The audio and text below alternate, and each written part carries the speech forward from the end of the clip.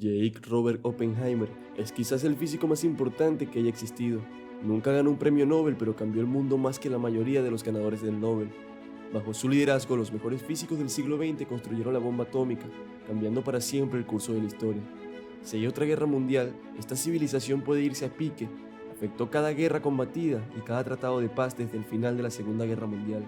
También creó una forma en que la humanidad puede destruirse a sí misma. Y este video es sobre cómo construir una bomba atómica, sobre la vida de Oppenheimer y sobre por qué importantes científicos estaban preocupados de que la explosión prendiera en fuego a la atmósfera y acabara con la vida en la Tierra. Cuando Robert Oppenheimer tenía 21 años, colocó una manzana contaminada con químicos tóxicos en el escritorio de su tutor de física, el tutor Patrick Blackett. Era un experimentalista y había insistido a Robert para que practicara más en eso en lo que no era tan bueno, el trabajo experimental. Oppenheimer ya había estado pasando sus días en una esquina del laboratorio del sótano de J. Thomson intentando hacer finas láminas de berilio que se usaban para estudiar electrones, pero Oppenheimer era torpe y no era bueno en este trabajo. Comenzó a evitar sus tareas en el laboratorio y a pasar el tiempo escuchando lecciones y leyendo revistas de física. En 1925, Oppenheimer estaba fascinándose cada vez más con el campo de la mecánica cuántica. A pesar de estar rodeado de físicos brillantes como Rutherford y Chadwick, Oppenheimer era profundamente infeliz. Un amigo se lo encontró tirado en el suelo de su habitación al que llamó un triste agujero, gimiendo y rodando, de un lado a otro visiblemente angustiado. Fue en este estado en el que Robert intentó envenenar a Blackett. Las especificaciones se han perdido en la historia. Hay versiones contradictorias de si Oppenheimer usó cianuro o algo que encontró en el laboratorio que habría hecho que Blackett se enfermara. Esta historia suena difícil de creer, pero el mismo Oppenheimer la confirmó. Afortunadamente, Black no comió la manzana, pero el intento de envenenamiento llegó a oídos de las autoridades de la Universidad de Cambridge. En aquel momento, los padres de Robert habían viajado a visitar a su hijo desde los Estados Unidos y Julius Oppenheimer logró convencer a Cambridge de que no presentara cargos criminales. Gracias a la riqueza de su familia, a Robert ni siquiera lo expulsaron de Cambridge, con la condición de que tuviera sesiones de terapias periódicas con un psiquiatra en Londres. El verano de 1926, Robert viajó a la Universidad de Göttingen. El director del departamento era Max Born, quien hacía tan solo 2 años había ideado el término mecánica cuántica. Se decía que Born era un decente considerado y gentil y había promovido el trabajo de Werner Heisenberg, Wolfgang, Pauli Henry y Eugene Wiener, básicamente las figuras más relevantes de la mecánica cuántica. La clase en la que estaba Oppenheimer también era extraordinaria, incluía referentes como Paul y John von Neumann, mientras que la cultura académica de Cambridge se enfocaba en la física experimental. En Göttingen, el foco se centraba en la física teórica, y con Max Born como mentor, Oppenheimer prosperó. Su salud mental mejoró y encontró una comunidad de personas que estaban tan obsesionados como él con la física. Robert estaba progresando y su talento estaba siendo reconocido. Born escribió más tarde que era un hombre de gran talento y era consciente de su superioridad de una manera que era vergonzosa y que lo llevaba a tener problemas. Cuando Oppenheimer tenía 23, se graduó de su doctorado en física. Escribió su tesis en alemán sobre la teoría cuántica del espectro continuo. En total, publicó más de una docena de artículos durante los 2 años que estuvo en Göttingen. Muchos de ellos expandían el trabajo de Werner Heisenberg, quien era tan solo 3 años mayor que Oppenheimer. Eventualmente se conocieron en 1927, el mismo año en que Heisenberg publicó su revolucionario artículo sobre el principio de la incertidumbre cuántica. Según se dice, se llevaron bien. No había forma de saber que tan solo 15 años más tarde serían rivales a muertes en el intento de construir la primera bomba nuclear, Oppenheimer por los Estados Unidos y Heisenberg por la Alemania nazi. En aquel entonces se pensaba que obtener cantidades significativas de energía de átomos radiactivos era imposible, desde el descubrimiento de la radioactividad por Henri Corel y Marie y Perry. A finales de la década de 1890 se sabía que la radioactividad era un proceso pasivo. Los átomos inestables se desintegran aleatoriamente en momentos impredecibles y por ende no había forma de controlarlo. En 1933, Ernest Rutherford, antiguo jefe de Oppenheimer en Cambridge, escribió que cualquier persona que espere obtener una fuente de energía de la transformación de estos átomos vive en la Luna. Ese mismo año Einstein dijo: "No hay ni la menor indicación de que algún día se podría obtener energía nuclear, significaría que el átomo tendría que destrozarse a voluntad".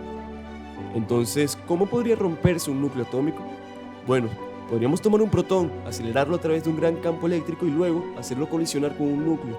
Esto es exactamente lo que John Cockcroft y Ernest Walton hicieron en 1932. Aceleraron protones hacia núcleos de litio, rompiéndolos. La dupla más tarde ganaría un premio Nobel por este trabajo. Pero los protones tienen cargas positivas, así que son repelidos por todos los núcleos que también tienen cargas positivas. Así que para darle esperanza de sobrepasar este obstáculo, Cockcroft y Walton tuvieron que usar 250.000 voltios para acelerar los protones. Incluso así, solo uno en 1.000 millones de protones llegaba a impactar y dividir un núcleo de litio. así que esto no iba a ser una forma efectiva de obtener energía. Pero hay otra manera. En 1932 se descubrió el neutrón, la partícula subatómica que es alrededor de 0,1% más pesada que un protón y no tiene carga eléctrica. Así que un neutrón no sería repelido por un núcleo, y en 1933 Leo Szilard estaba pensando en cómo se podrían usar los neutrones para dividir núcleos. De pronto se me ocurrió que si pudiéramos encontrar un elemento que pudiera dividirse con neutrones y que pudiera emitir dos neutrones cuando absorbiera un neutrón, ese elemento sí se reuniría en una masa suficientemente grande. Podría sostener una reacción nuclear en cadena, pero el problema era que nadie sabía si había un elemento que tuviera el tipo de núcleo que pudiera hacer eso. El 29 de enero de 1939, Luis Álvarez, una joven promesa de la física, estaba en la barbería mientras leía el periódico San Francisco Crónica. De pronto, se levantó de la silla con el cabello a medio cortar y corrió hasta la oficina de Oppenheimer. Álvarez había leído un artículo acerca de cómo dos químicos alemanes habían dividido con éxito un átomo de uranio al bombardearlo con neutrones. Oppenheimer no estaba impresionado. «Eso es imposible», reportan que le dijo el joven Álvarez, y procedió a probar matemáticamente en su pizarra por qué la fisión nunca podría ser lograda. Pero al otro día, Álvarez repitió el experimento e invitó a Oppenheimer a verlo. Álvarez luego contó que en menos de 15 minutos no solamente acordó que la reacción era auténtica, sino que también especuló que en el proceso serían expedidos neutrones extra que podrían usarse para dividir más átomos de uranio y así generar energía o hacer bombas. Cuando un solo átomo de uranio 235 se divide, pierde un poco de su masa que se libera en forma de energía siguiendo la equivalencia entre masa y energía de Einstein. Es una cantidad de energía diminuta, alrededor de 20 veces menos que la cantidad requerida para levantar un grano de arena del grosor de una hoja de papel. Pero los átomos también son diminutos. En un trozo de uranio de 1 kilogramo hay alrededor de 1 cuatrillón de átomos, así que la energía rápidamente se acumula.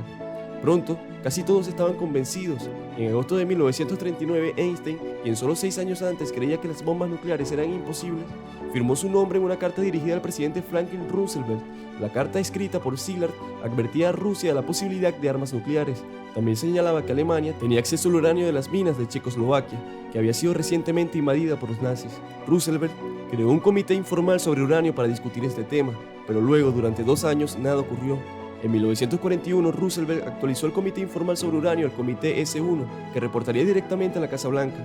El objetivo explícito era desarrollar una bomba atómica y en mayo de 1942, Oppenheimer fue contratado por el comité para ser el coordinador de ruptura rápida. ¿Por qué fue seleccionado? Bueno, luego de completar su doctorado, Oppenheimer se volvió profesor de física, primero en UC Berkeley y luego en Caltech. La inteligencia que había exhibido con Max Born como tutor no se desvaneció. De hecho, resultó una excepcional pero extraña carrera como físico. Durante los 15 años posteriores al terminar su doctorado, Oppenheimer y sus importantes contribuciones a temas que iban desde física nuclear hasta el campo de la teoría cuántica e incluso a la astrofísica tuvo un buen número de ideas dignas del premio Nobel. Uno de sus estudiantes, Will Slang, se convirtió en el ganador del premio Nobel. El mismo Oppenheimer fue nominado 3 veces, pero sin embargo nunca ganó el premio Nobel. Cuando le preguntaron por qué creía que Oppenheimer nunca ganó el premio Nobel, Mary Goldman dijo que no tenía Sitzfleisch, una palabra alemana que se traduce como carne de asiento, la habilidad de sentarse en una silla por mucho tiempo y hacer trabajo duro.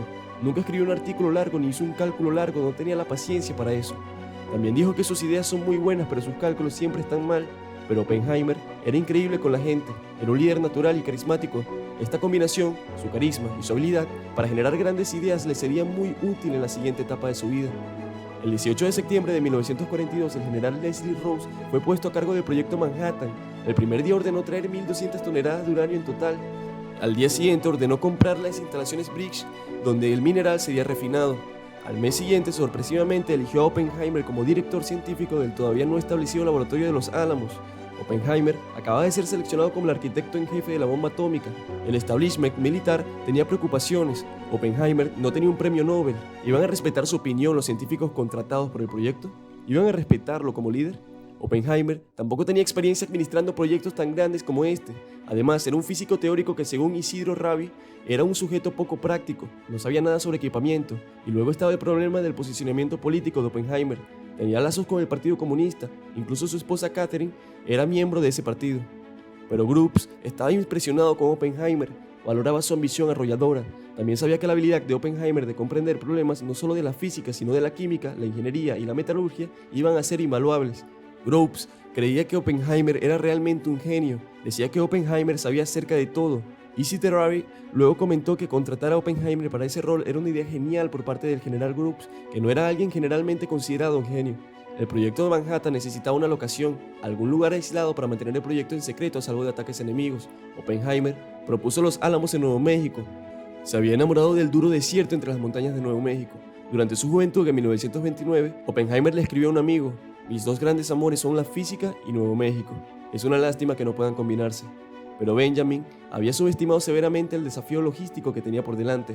En 1943, Oppenheimer estimó que iba a necesitar alrededor de 6 científicos apoyados por un manojo de ingenieros y técnicos para hacer la bomba.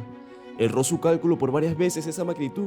764 científicos acabarían trabajando para el proyecto Manhattan, 302 de los cuales trabajarían en las instalaciones de Los Álamos. Más de 600.000 personas en total estuvieron involucradas en la fabricación de la bomba atómica. A esta altura, hacer la bomba atómica no parecería imposible, parecía probable. Ya era 1945 y Truman quería probar el arma antes del comienzo de la conferencia de Potsdam. Allí era donde Truman, Churchill y Stalin se reunirían a planear la paz de la posguerra. La conferencia comenzó el 17 de julio, de la fecha más temprana en la que todo estaría listo para la bomba. Era tan solo un día antes, así que para esa fecha se agendó la prueba. Su nombre código era Trinity. La noche anterior Oppenheimer estaba nervioso, había tantas cosas que podían salir mal. La última detonación de prueba de los explosivos, que fue sin el corazón de plutonio, había sido un fracaso. Recitó una estrofa del Bhagavad Gita, el poema sagrado hindú. Quizás más aterradora que la idea de que la bomba no funcionara, era la idea de que funcionara demasiado bien. Alrededor de 1942, Oppenheimer discutió con Arthur Compton la terrible posibilidad de que una prueba nuclear podría acabar con el mundo. La preocupación era que la bomba nuclear creara temperaturas tan altas como para que ocurriera una fusión, una diminuta fracción de la atmósfera. Tan solo una parte en 2 millones es gas hidrógeno. Pero la preocupación era que a temperaturas y presiones lo suficientemente altas, el hidrógeno podría fusionarse entre sí y liberar energía. Esta energía fusionaría más hidrógeno, también podría quebrar el hidrógeno del vapor del agua y hacer que también se fusione. Eso liberaría incluso más energía, causando aún más una fusión, hasta que la totalidad de la atmósfera de la Tierra se convierta en una bomba de fusión gigante. Al recordar sus conversaciones con Oppenheimer en 1959, los científicos rápidamente notaron lo poco probable que era este escenario y continuaron con el proyecto. Nadie se tomó esto muy en serio, pero la idea de comenzar una reacción de fusión con un arma de fisión sería algo muy importante. Después de la guerra, la prueba Trinity, a las 5:29 con 21 segundos, el artefacto, la primera bomba nuclear del mundo, detonó el explosivo, apretó el corazón de plutonio hacia adentro. La onda de choque mezcló el berilio con el polonio, liberando un afluente de neutrones. El Urchin funcionó, disparó la reacción nuclear y ahora no había forma de detenerla. Solo 6 kilos de plutonio crearon una explosión que fue equivalente a casi 25.000 toneladas de TNT. Las montañas de Nuevo México fueron iluminadas con más brillo que la luz del día. La onda de choque se sintió a más de 160 kilómetros de distancia. La nube de hongo se elevó a 12 kilómetros del suelo. Fue tan caliente que la arena del desierto se derritió y formó un mineral vidrioso, ahora conocido como trinitita. Afortunadamente, la explosión no incendió la atmósfera. El 6 de agosto de 1945, el Boeing B-29 dejó caer a Lederberg, una bomba nuclear de tipo pistola con 64 kilogramos de uranio en Hiroshima. El estallido de la explosión, equivalente a 15.000 toneladas de TNT, mató a casi 70.000 personas. Otras 70.000 morirían por quemaduras y envenenamiento por radiación en los meses siguientes. 3 días después, una bomba de tipo implosiva como el Gagge fue soltada sobre Nagasaki, matando aproximadamente a 80.000 personas más. Más del 95% de 225.000 personas asesinadas en los bombardeos de Hiroshima y Nagasaki eran civiles. La mayoría eran mujeres y niños. Después de la guerra, Oppenheimer era un héroe nacional. Su retrato estuvo en la portada de la revista Time y se convirtió en una figura de renombre. En 1947 se convirtió en el director del Instituto de Estudios Avanzados de Principeto. También se convirtió en director del Comité Asesor General, donde asesoró sobre temas relacionados a armas nucleares. Usó su posición para pelear por el control de armas en agosto de 1949. La Unión Soviética aprobó su primera arma atómica en la milicia estadounidense. Rápidamente decidió que el mejor curso de acción era desarrollar una bomba más poderosa, la bomba de hidrógeno conocida como la Super. Oppenheimer se oponía al desarrollo de la Super por cuestiones éticas y la preocupación de que comenzara una guerra armamentística, pero la administración de Truman triunfó, y 3 años más tarde, Ivy Mike, la primera bomba de hidrógeno, fue probada en las Islas Marshall. El rédito fue de 10,4 megatones de TNT, eso es 400 veces más poderoso que la prueba Trinity.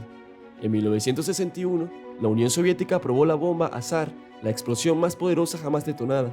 Era 5 veces más poderosa que la Ivy Mike, alrededor de 2.000 veces más poderosa que la Trinity.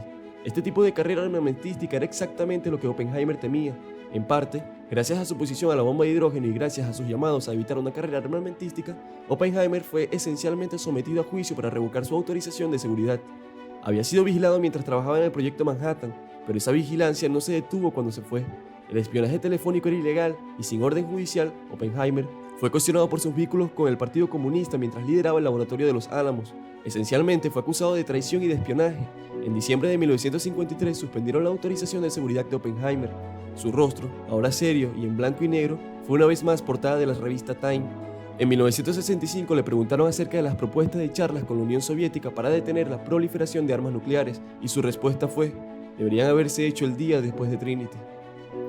Más tarde, ese mismo año, fue diagnosticado con cáncer de garganta.